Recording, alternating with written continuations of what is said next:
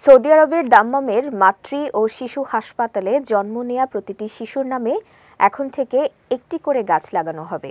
মধ্যপ্রাচ্যের সংবাদ মাধ্যম গালফ নিউজ গত ৩ মে এক প্রতিবেদনে জানিয়েছে, নেট জিরো নামের একটি জলবায়ু বিষয়ক প্রতিষ্ঠানের সঙ্গে হাসপাতালটির এক সমঝোতা স্মারক সই হয়েছে। বিস্তারিত সঙ্গীতা সার ডেস্ক রিপোর্টে। সৌদির জাতীয় ও আঞ্চলিক পরিবেশ রক্ষায় এবং পরিবেশগত স্বাস্থ্য শক্তিশালী করার অংশ হিসেবে সদ্য ভূমিষ্ঠ সব শিশুর নামে একটি করে গাছ লাগানোর উদ্যোগ নেওয়া হয়েছে। এ বিষয়ে হাসপাতালের অপারেশন হেড সাদ আল দোসারি জানান, স্মৃতিতে নবজাতক এবং ডায়াবেটিস, হার্টের সমস্যা এবং রক্তের সমস্যায় আক্রান্ত শিশুদের জন্য একটি করে গাছ লাগানোর আহ্বান জানানো হয়েছে।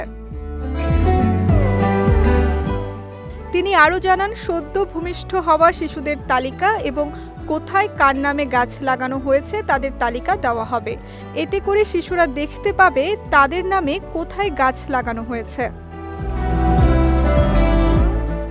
সৌদি আরবে গত কয়েক বছর ধরে পরিবেশের বিষয়টিকে বেশ গুরুত্ব দেওয়া হচ্ছে।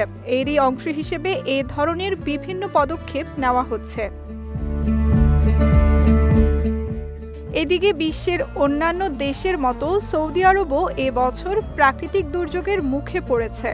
গত কয়েকদিন ধরে দেশটিতে ভারী বৃষ্টিপাত হচ্ছে। এ কারণে অনেক স্থানে পানি জমে বন্যার সৃষ্টি হয়েছে।